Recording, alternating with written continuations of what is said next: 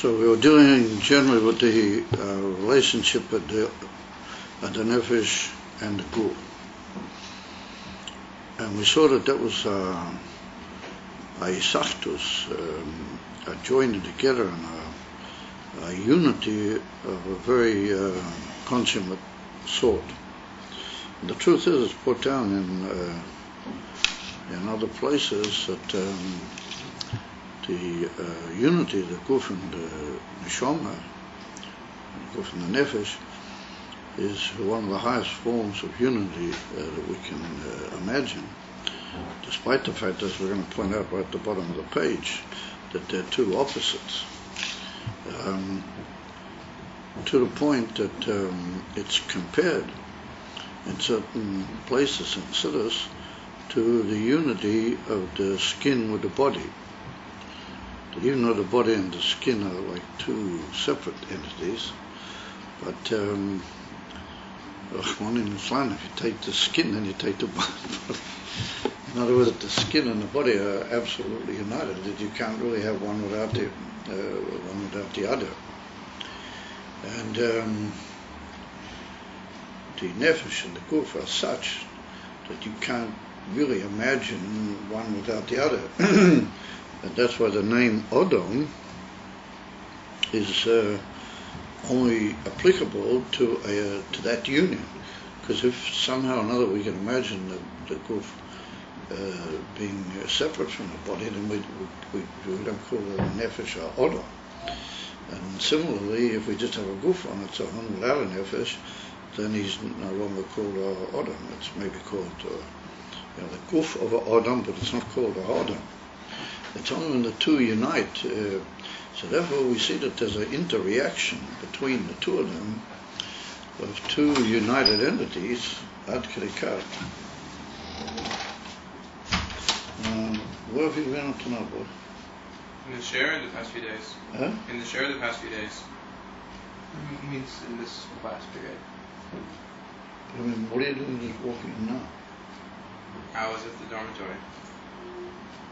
I see. So what was your intention now in coming now? To learn. Huh? To learn.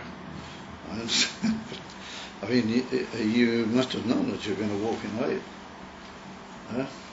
If you were coming, why didn't you just come 20 minutes earlier? Huh? I woke up. You were asleep? Yeah. I see. All right. You've been taking medicines? Yeah. See? No, but I mean, what made you sleepy? Was the medicine? No, it wasn't the medicine. I was trying to pass the time. Huh? I was trying to pass the time by sleeping. Because it hurts when I'm awake, so... What hurts? From both sides? No, just one. And have you had a diagnosis from a doctor? They said, they gave me over the counter. They said... Over the counter? Yeah. Over the counter's just a chemist. Right, they didn't want me to go to the doctor. Pharmacist. They didn't want me to go to the doctor because it would be 300 shekel to go. But I have insurance, so maybe if this doesn't work, then I'm going to go back. So, what they give you over the counter, I could also give you. So, I mean, you need a diagnosis. What is the problem? Particularly if it's hurting you. I mean, if it's really hurting you, then it could be of an infection. The ears are very sensitive to infections. Very sensitive. It's an infection in the ear can be quite nasty. It can affect the eardrum. I'm not saying, but it's something that you should have examined. They've got these things with a little light. They put it in your ear, and they can know in a second what is going on. It's not a big deal. I think you should see a doctor. I mean, you've had it now for a couple of days. So we see then that union is an absolute union to the point that they interact one with the other, more, as you might say, not necessarily deliberately, but since there is this interaction, there can be a deliberate effort on the part of one side, as you might say, to improve or some way intensify its put into the unity. And that's what we saw, that up till now we were talking about how the Kli is essential to the type of Gilui of the Nefesh. And we saw that depending on the type of the Kli and the state of the Kli, whether it was elevated and edel, or whether it was coarse and not so shayach to Ruchnias, well, that affected the Gilui of the different koiches of the Guf, even to the point, as we saw yesterday, later in the class, the union of Toiv Ayin and Ra Ayin, the idea of good eye or bad eye, literally to use the expression, being tolui in or dependent in the combination and the arrangement of the different physical makeups or factors inside the chayma of the ayin. However, we saw that if a mensch, or that's what we're about to learn now, if a mensch would have put in a lot of effort from one of the koiches hapnimim, the oiris that are going into those kelim, then that can have an effect on the keli and improve its ability to be mekabel from the earth. And similarly, we're going to see the other way around, that it's possible for the kli, as it were, to make certain efforts or have certain changes within itself, which will make it more worthy to be mekabel the of the nefesh. That's what we see Beklal, what's called Aveda in Siddhas. What Aveda is the idea that the mensch changes his being, he works at his being to develop and refine the clay haguf, the kelim of his guf, to make them better and more elevated kelim to receive the oil of the nefesh. That's the type of theme that we're getting at, and we're holding about the middle of the page, where we spoke about the Toiv Ayin was Lafi the Harkova of the Choyma of the Ayin, Areish Lafi even Zichuch HaKli, according to the purification or the readiness of the Kli to receive a higher thing like Ruchnias, Kain Hu Giluer HaNefesh. So we see that the Kli determines the intensity and the state of the Gilui of the koiches of the Nefesh. Now he says the other way around, of Kamoi Kain Yesh Lahefach. And that's what we were just trying to be masbid, that the yichud between the two is so intense, between the Guf and the Nefesh, that just by functioning they interact intimately one with the other, to the point that they affect one the other. And if that's moving, that if there'll be an intensification of effort, literally on the part of one as regards the other, then that can alter the whole oifen hagilui. So we were talking about that mitzad the kli. Now we're talking mitzad the oir and its effect on the kli.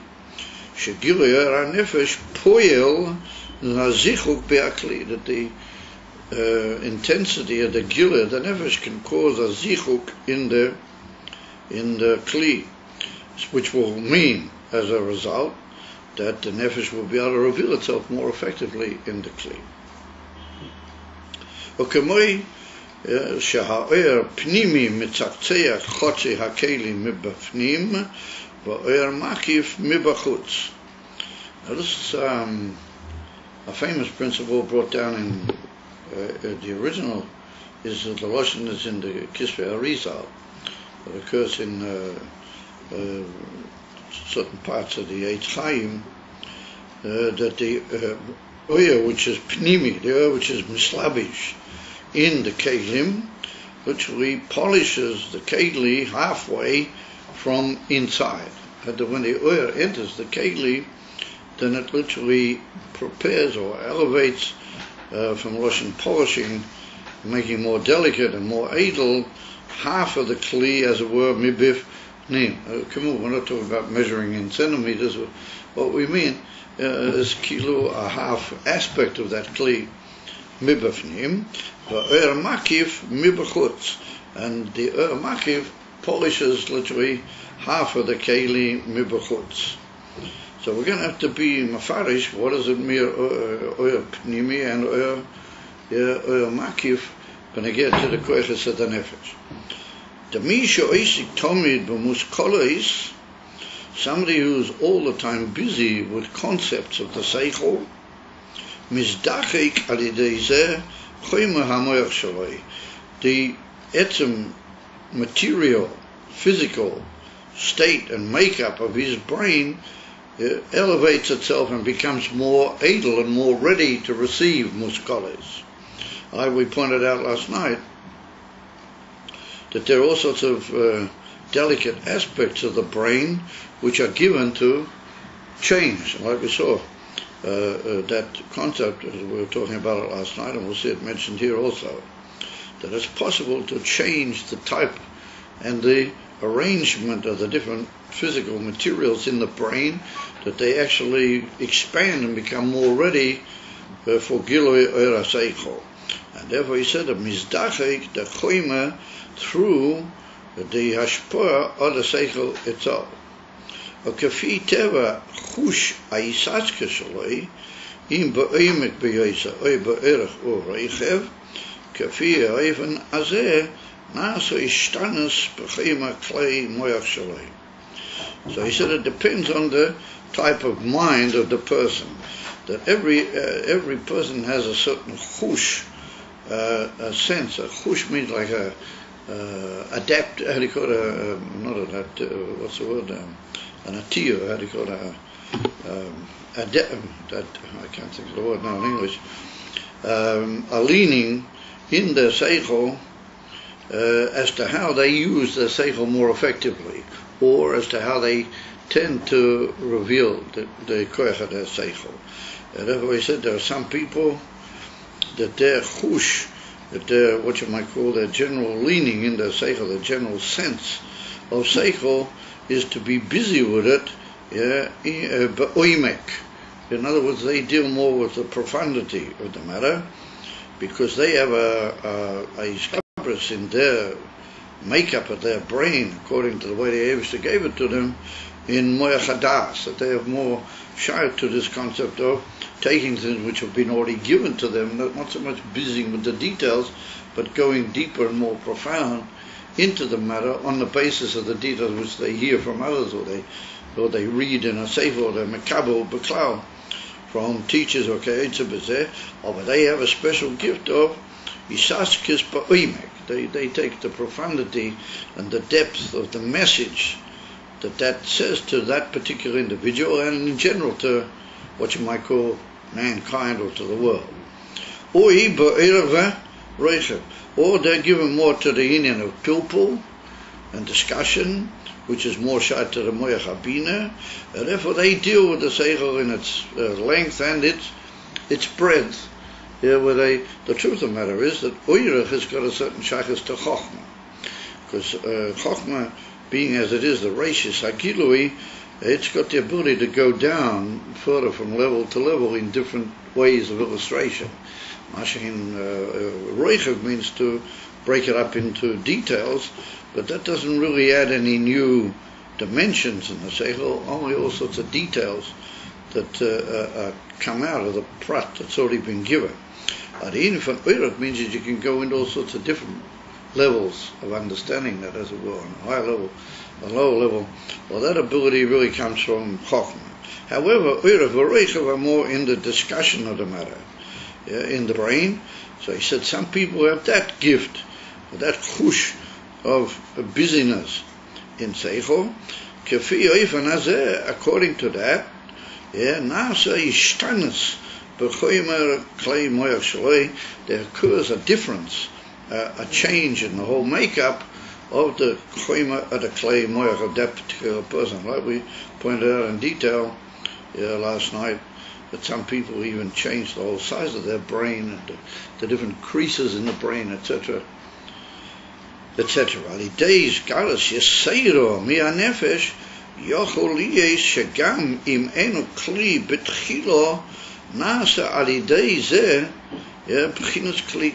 In other words, that if he continuously, as you might say, with hasmoda, continuously, time after time, busies himself with mushkales, and he's even pnimi, the oil of seichel is always entering the kli, then that can change and alter the kli mibifnim in a way that there actually occurs a milah in his whole ability to appreciate seichel, and he changes so that he becomes more of a kli than he was at the beginning.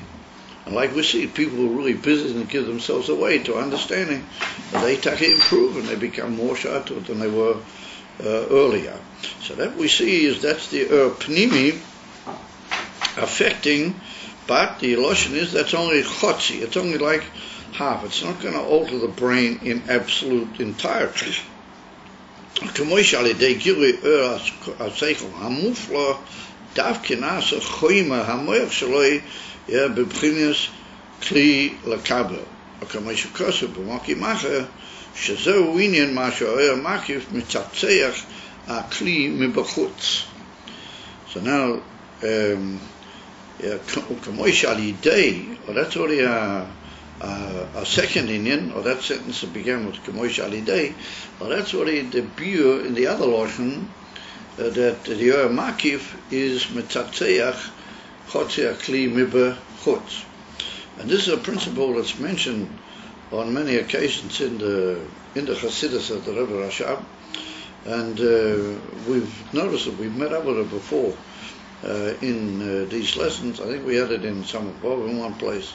And we may have even mentioned it briefly in the second Maimah here, but we didn't really deal with it in any length. And here it's also only mentioned Bakitza.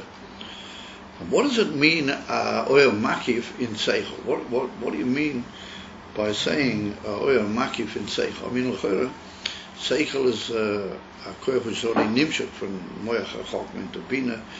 Seichel is already a koyach pnimi in its very essence. How could you imagine a makif in seichel? So the Rebbe says that there's different ways that you can give a person a seichel.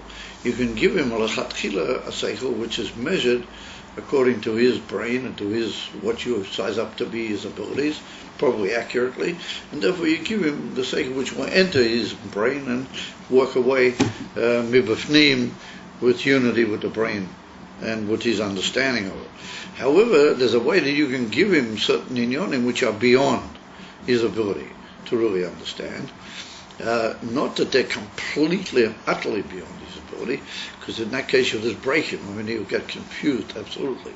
But you see that he's got certain gifts, but you give him which is still beyond his ability to really appreciate it. B'pnimis, b'toich hamoyach, b'fnim.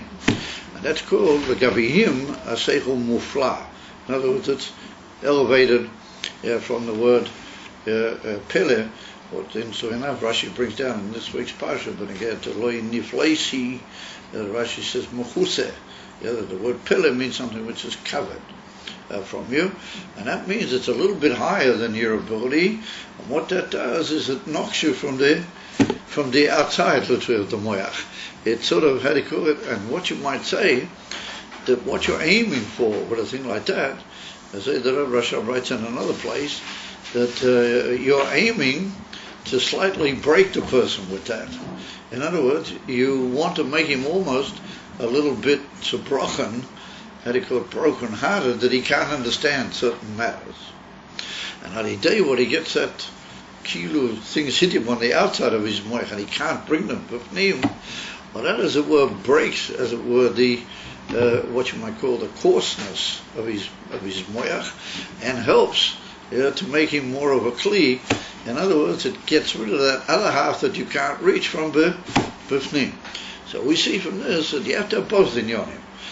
That's why the Eitz Chaim uses the expression chotzi akli mib'fnim, v'chotzi akli mib'chutz. And as we said, we're not talking that you're measuring in centimeters or in millimeters or was how much of his brain is inside, how much is on mib'chutz. We're talking about inyonim ruchniim. What we mean is that with however much you give a person, concepts of which will enter his mind. But Pneumius, you'll only get with that the change, and the most maximum change, only a certain percentage. Maybe a very significant percentage, but it won't be more than what we considered half. But it'll have a big effect on his brain. However, you want to affect the whole of his brain and be mahapuchim, mamish mina kotza la kotza, that it'll be a completely different mind altogether than what he was from the beginning, both bifnim and kilu, that crust that you can't really get to mibifnim. Then the way is to break him a little bit. It's a very interesting concept that you give him certain inyonim which cause him to be, as it were, b'marirus, that he's not able to understand. Now, why do I use the word marirus? Because if you give him too much or little, like I said earlier, you'll just break him, and he'll just, become miyuyish that he can't understand inyonim b'klal. What you do is you go a little bit higher, and he becomes, as it were, wondrously stirred by these inyonim, but embittered that he's not able to get at them. So therefore, what does he do? He throws all of his power, his mind, to try and draw out of himself. Well, that breaks the outer part that you can't reach from the inside. It breaks. So you might say, well, maybe that's what the Rav has to do first, and then on the other. So it's much better that you have to do both things. That there has to be ashpor v'der pnimius, but yachadim zeh, there also has to be a certain trace which you leave beyond him, which will, as it were, slightly madden him, and he'll want to get at that, unable to do so at the beginning. But that brokenness will break the outer, what you might call, hardness of the kli, and make everything, as it were, a kli, so that the ability to come from bifni will improve. And eventually, it'll become kulei pnim. It won't be just chotzi. That's yesh lema is the beer of the whole linear. Therefore, it's always been our policy here in the yeshiva, to give you an example, that we always learn in these shurim inyonim which are a little bit slightly higher than the what you might call the day-to-day appreciation of the Talmidim and their ability to know certain inyonim and siddhas. For example, this whole inyan of chotzi mibifnim and chotzi mibachutz is not something that you can claim that you're all familiar with it. And so by going into a matter of that sort, and in the whole atmosphere of these Maimorim, which is very elevated, well, that causes a person on the one hand to realize that there's a lot of things he doesn't know yet, and that slightly breaks him and causes him a beetle. And here on the other hand, he does get certain on him, and he brings them b'fnim, and acting together with that general tzibrochimkeit and the challenge of what he's already got b'fnim, then gradually you make him into a kli to understand, so that you gradually bring him to understand and to have the right attitude, as you might say, to know that on the one hand he doesn't know anything, and yet to be tremendously thankful for what he is managing to grasp. And that's why we always, and over the years, one or two people have said to me, why do you learn these Shaitim from the Rebbe Rashab with these guys? They're not really up to that yet. So that's my answer. That's what the Rebbe says himself in Kama Mekimis. He considers that you have to teach the Talmudim certain inyonim which were mufla. And he said that Davki Nase Choyma Amoyer Shaloi B'chinas Kli Lekabel, and that's Mibachutz, because that's the Yoya Machiv which is Mitzatzeach HaKli Mibachutz. Harei Mikol Zeh Muvan Sheyesh Kishu V'chibu Godel Lanefesh Imagov. From all these illustrations that we brought, then we see a tremendous connection of the nefesh with the guf, to the point that it's an absolute connection, and that they interact, and they can have a ashpur of improvement, an ashpur l'mayliusa, of making better and bringing to a much greater tachlis, one on the other. So the Rebbe says, Asher v'emes hu dova nifla ma'id. Well, that fact that the guf and the nefesh can join together with such a actus, that they become absolutely inseparable to the point that they interact significantly one on the other and alter one on the other, alter their essential ability to be function, each in their own way, both oyer and kli. So the Rebbe said that's a dover nifla me'id, that's the most amazing matter. Shaharei nefesh hu ruchni v'aguf gashmi. I mean, those are two essential opposites. Be'etzem mamahuz. Ve'eich yischabro v'yiskashu ze'im. And how is it possible for them to be able to join up one with the other? So that's the taich of the bracha that we say every day after a person is able to open the neikvei haguf in letting out the pasellas. When a person goes to the bathroom, then he makes a bracha, reifei kol basar umafli la'a say. And so the Meforshei HaShulchan Aruch over there masbir of why do we say mafli la'a says, because the whole kesher of the guf with the neshama, the etzem ability for those two to be together in such a way that the nefesh is, for its health, is dependent on the body. Reifei kol basar. Well, that is only in the koyach of the Eibishter, who is mafli la'asei, and therefore he says dover niflama. The Eibishter, how he is completely beyond the gevul, he can do such a ayin. However, we're going to add now here in this little passage, we're going to add a more, what you might call, seichelic explanation to how does the nefesh actually form a connection with the guf. Ach hine be'emes etzem haneshama, the very essence of the neshama, mushlelasi legamrei mikol toya chayim gashmi. He said the etzem haneshama, that means the neshama, how she is beyond the koiches of the nefesh, chokma, bina, das, and the sheva midas, and the three levushim. But the nefesh which is beyond the actual gilui in the koiches and the evrei haguf, well, that's called the etzem haneshama. Well, that is completely negated, absolutely, from any description which leads to physical life or physical chayas. You ever had to call it physical life force of in any way relating to the avrim of the guf hagashmi. Ve'eino be'eret lispoil mimikra haguf b'tzar v'oina gufani. Like we pointed out earlier, that the union of the guf and the nefesh is such that the nefesh is affected by tzar and by oina gufni. So the Rebbe said that the etzem haneshama, the very essence of the nefesh, is beyond that type of thing altogether. Now here's a very fascinating remark.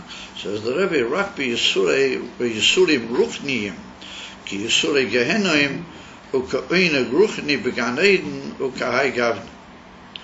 So the Rebbe said that the etzem hanefesh is moved off from tzar v'oina gufni, that it could bodily tzar, bodily oinig. However, he said that the etzem hanefesh is able to feel tzar from Yisurim in Gehenim or oinig ruchni in Ganei. Now that's a very fascinating chiddush, dover, to say that the etzem haneshama, which is mushlal from any shaychus to Chaim Gashmiim, that should be able to beklal, be shaychus to the union of Yisurim in Gehenna. So Eina Chanami, what he means to say is that something which is pure oinig or heipach oinig ruchni, then the etzem haneshama is able to experience it, even though it's moved on mi hakoiches, it's able to experience it. But it's a big chiddush to say. Well, I don't know if it's a big chiddush, but it's very interesting to the reader to put that into his whole hierarchy of the different levels of the nefesh, to say that the etzem hanefesh, which is l'mayla mi shaychus to the guf, would experience the Yisurim in Gehenim or La'eva, or the Oinig in Gan Eden. Maybe the Oinig in Gan Eden I can maybe picture it. Or was it the Yisurim in Gehenim? Wie kommt der Nefesh, how it's mushlam yani chaim gashmim, etzem anishoma, how does that come to punishment in Gehenna? Wie kommt das her?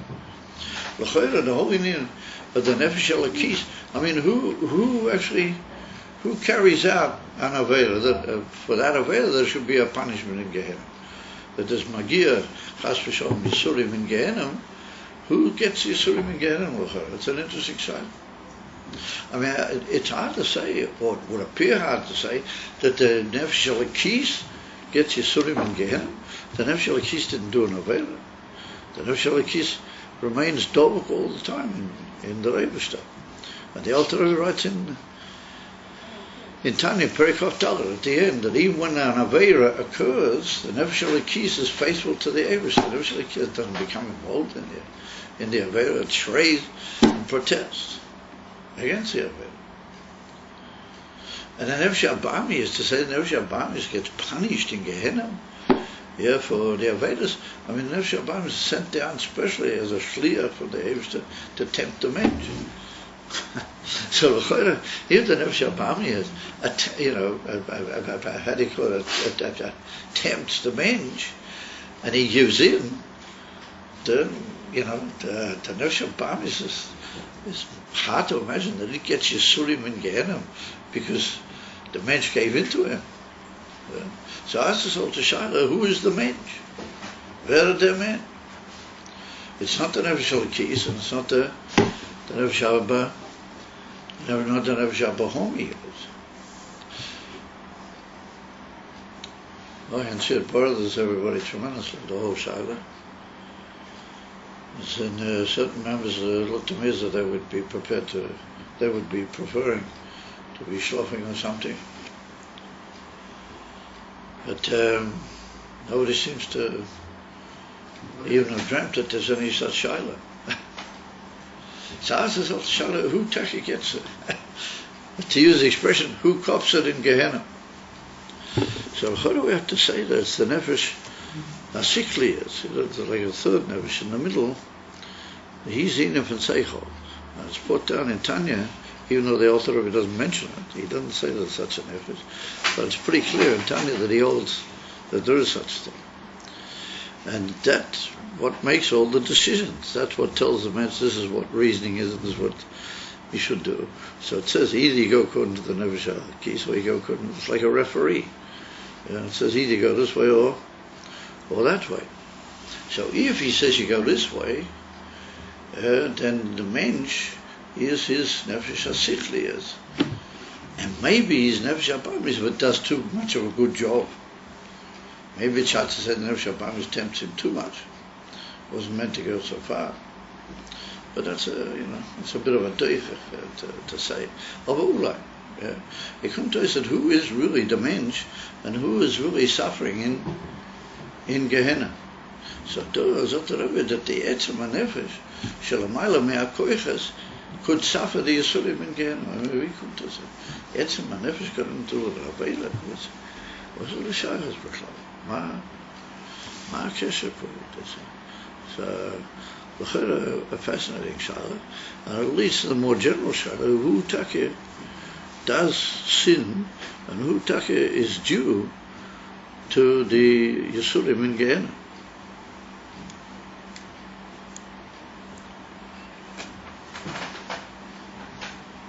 And they're Yisurim Taka, because he says Yisurim Ruchni. So they're not Yisurim Gufnim, they're not Yisurim Gashim, they're Yisurim Ruchni. So what we have to say, the Ein Hanami, the Nefesh Elokis itself, doesn't become involved in an Avera. However, let's say a mensch falls on a rock, he falls on a stone, he trips over something on the ground. Then what tripped, what actually throws things out of gear is the foot or the leg or whatever it is got caught. But it throws afterwards everything, and even the rosh, but it had nothing to do with that piece of stone on the ground whatsoever, is completely mudal. Maybe he's a meter plus something higher than that altogether. And yet, nonetheless, when that falls, that lower part of the body falls, then the the head also falls almost without any ability to prevent it. Yeah, in most cases, no ability whatsoever to prevent itself falling, and it could even be damaged, and quite heavily, from the fall. Maybe even more than what the damage has occurred to the thing that made everything fall. And so we're coming up soon to Shabbos Tshuva, and after for Shabbos Tshuva says, Shuva Yisrael LaHashem Elokecha, or Ad Hashem Elokecha, Ki Koshalta Ba'aveh. No, because you slipped, or you had a slip up in your oven. So who is Yisrael? Yisrael is the high name for a Yid. When you say Yisrael, you mean a Yid mitzad his high madrigas and his nefesh halakis. So how can you say Shuva Yisrael? You have to do Shuva Ki Koshalta Ba'aveh Necha.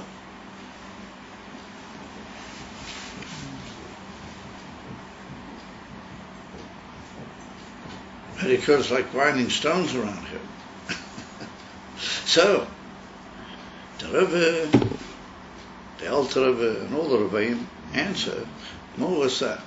And they say that the high levels of the Nefesh HaLekis are beyond the oven. What got into the oven was the Nefesh HaSiklis and the Nefesh HaBamis. They maybe worked on a whole case for the oven. But when they fall, then since the Nefesh HaLekis also got a shaykhs with the Nefesh HaBamis, but there's a kesher between them. It's when they fall, they kill, as it were, they draw down into the fall also the Nefesh HaElokis. What's Lafisa would be the pure, that not that the Nefesh HaElokis suffers the Yisurei Gehenna to be punished for the Avera. We can't say that Indian in Gehenna is a punishment. No, you can't take the call. I'm terribly sorry. No, I'm turning it off. You can't take the call. I'm turning it off. I'll turn it off here. Why do you have to run out to turn it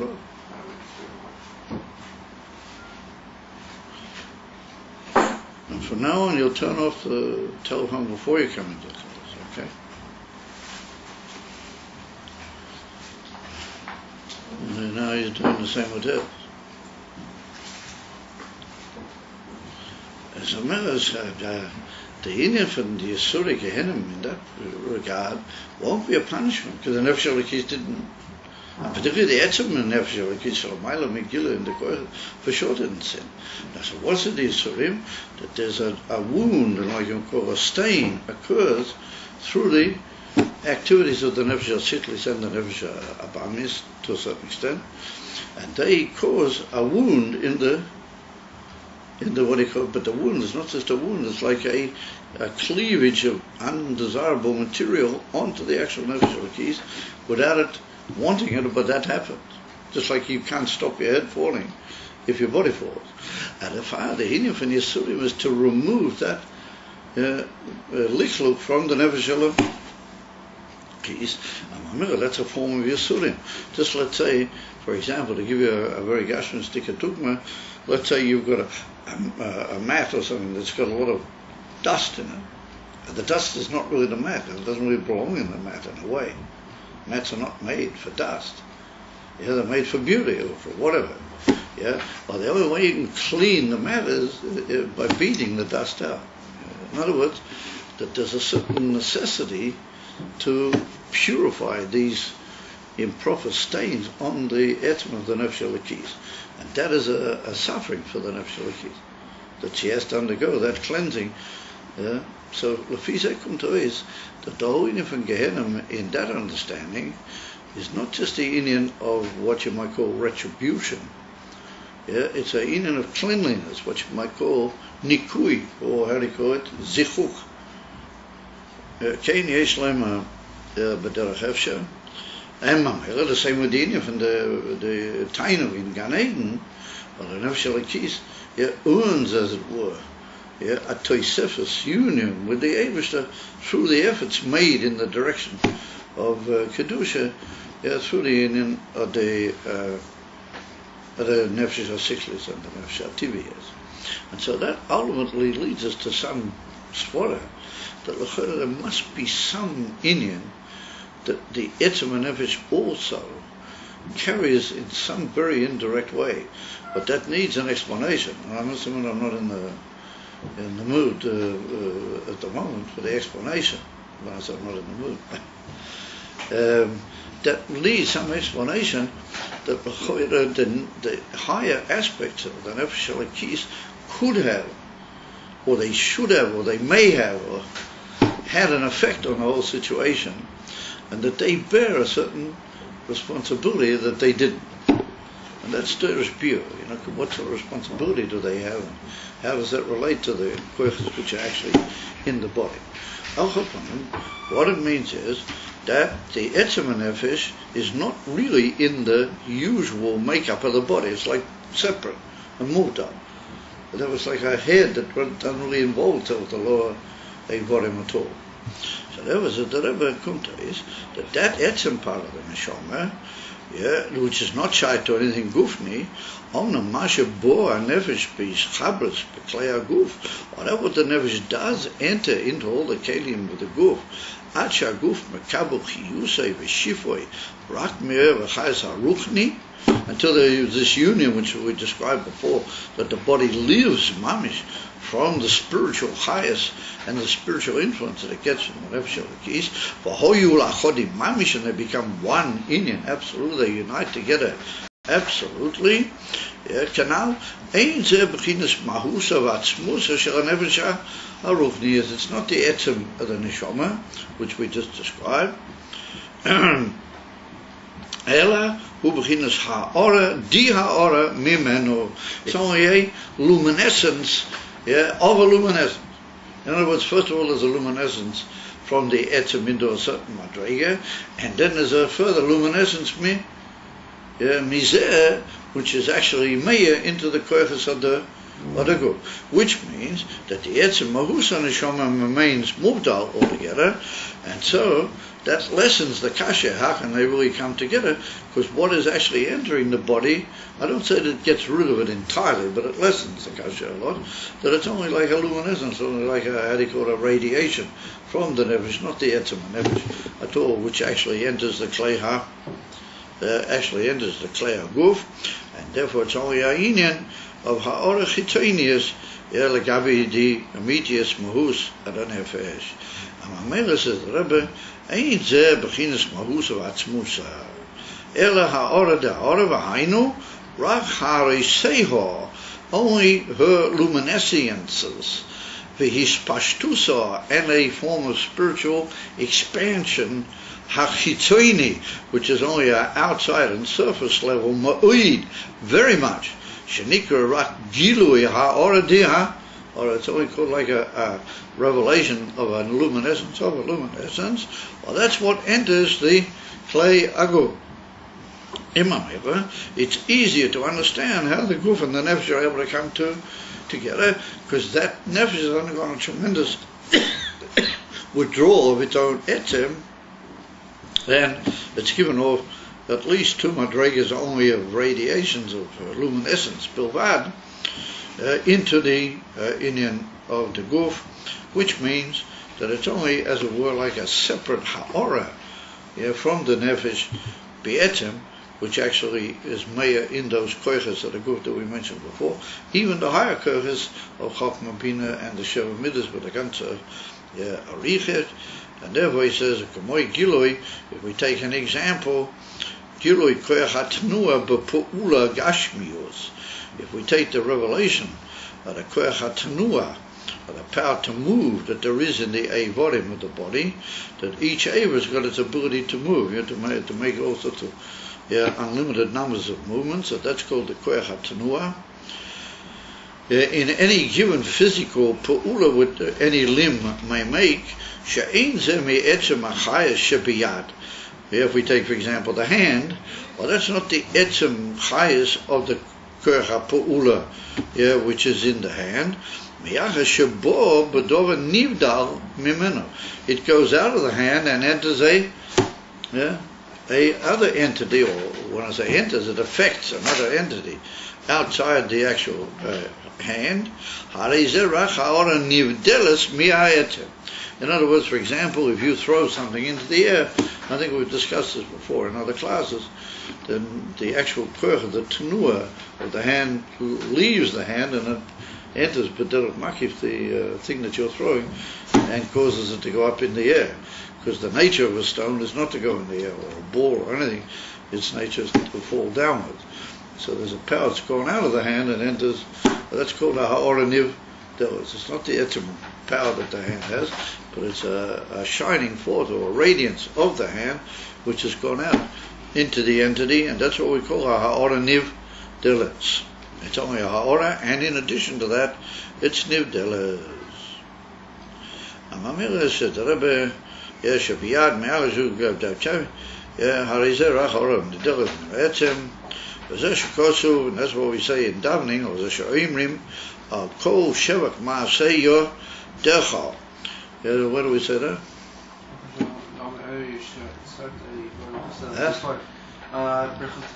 Very nice, very good. Right near the end of the first part of the Birchas Krishma, in davening, we say Tisporei Hashem Elokeinu b'shamayim mimal v'oretz mitachas al kol shevach ma'aseh yodecha. So we say that means that we're praising. We are able to praise it because it's coming towards us. Yeah, the shevach, the praise of the ma'aseh yodecha kaviyochel. We're calling the Eibishter's ma'aseh yodayim. Why do we call it ma'aseh yodayim? Because it's the hora niv delis which is mislavish into the bria in order to come down to into the Olam and eventually into the Olam Hagashmi. V'lochein Atzilus Beklal Nikra Odom Da'asiya. V'chamesh kosev b'mochim acher b'drush Rishima Chakicha Chatziva Asiya. What we'll leave that a milchem for further episodes. As that's quite complex and detailed reference to a whole discussion in Siddur, so we'll leave that for this evening.